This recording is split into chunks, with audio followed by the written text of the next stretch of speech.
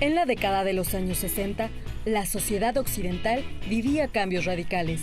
La nueva música, la liberación sexual, el movimiento hippie y la oposición a guerras como la de Vietnam impulsaron a la juventud a manifestarse. En Latinoamérica se vivía el boom de la literatura con obras de Gabriel García Márquez, Julio Cortázar y Carlos Fuentes. En 1968, México se preparaba para sus primeras Olimpiadas, mientras los estudiantes del Instituto Politécnico Nacional y de la Universidad Nacional Autónoma de México luchaban contra la represión y el autoritarismo del gobierno del presidente en turno, Gustavo Díaz Ordaz, a través de un movimiento pacífico. El movimiento estudiantil de 1968 inició el 22 de julio con una pelea en un partido de fútbol americano entre alumnos del IPN y una preparatoria incorporada a la UNAM. El gobierno intervino con la fuerza del Cuerpo de Granaderos, golpeando a estudiantes y profesores. En protesta por los abusos cometidos por parte de este cuerpo policíaco, los estudiantes tomarían las preparatorias 1, 2 y 3 de la Universidad Nacional el 27 de julio. 3 días después, el 30 de julio, el ejército entraría de manera violenta a la Escuela Preparatoria de San Ildefonso, derribando la puerta con una bazuca, hecho recordado como el bazucazo. Había pasado una semana tras el inicio del conflicto y ya se cuantificaban 400 heridos y más de 1,000 detenidos. En respuesta a la violenta represión, en los primeros días de agosto se constituyó el Consejo Nacional de Huelga, con representantes de las principales escuelas de educación superior y la coalición de profesores de educación media y superior.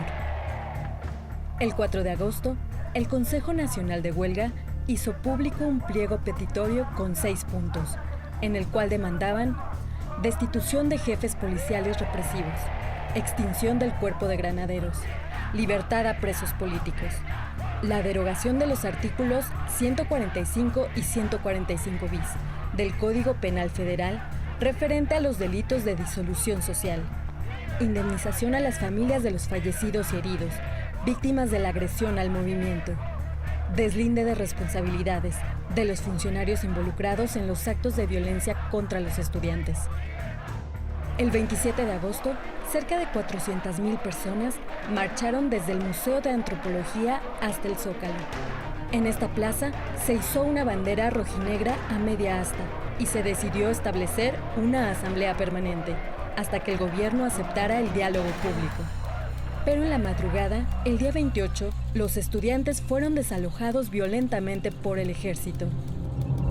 El presidente, Gustavo Díaz Ordaz, en su cuarto informe de gobierno, descalificaría el movimiento estudiantil y advertiría el uso de la fuerza militar. Ante más muestras de intolerancia y opresión, el 13 de septiembre, cerca de 250,000 estudiantes se manifestaron con pañuelos en la boca, en aquella memorable marcha del silencio como fue nombrada. Pero Gustavo Díaz Ordaz ordenaría el asalto militar a Ciudad Universitaria el 18 de septiembre. Días después, se tomaría también el casco de Santo Tomás. Durante estas acciones, alrededor de 600 personas y líderes del movimiento fueron detenidas y enviadas a la cárcel de Lecumberri. El 29 de septiembre, el Consejo accedió a las audiencias con representantes del gobierno.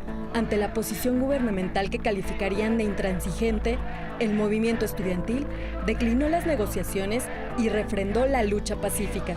Convocaría entonces a un mitin en la Plaza de las Tres Culturas en Tlatelolco.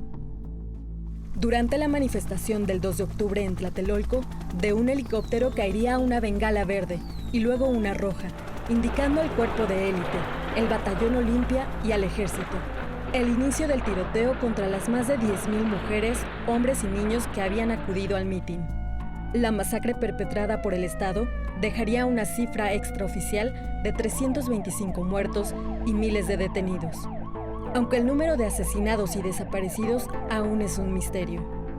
El movimiento estudiantil de 1968 fue trascendental para la transformación democrática de México.